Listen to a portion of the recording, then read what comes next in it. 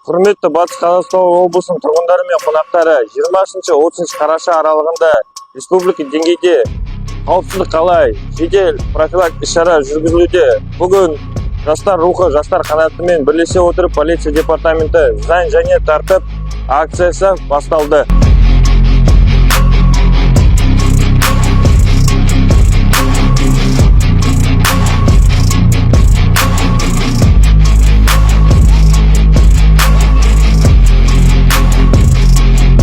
Безопасный город.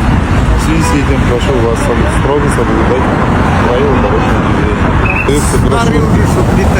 Көбірек өткізіп тұрған жақсы осындай. Көбірек кішкене жол ережесін бұзушыларды қамтып жүрсе, авариялардан жақсы болар еді деп ойлаймын. Көп адамдарға көмегі тиеді деп ойлаймын.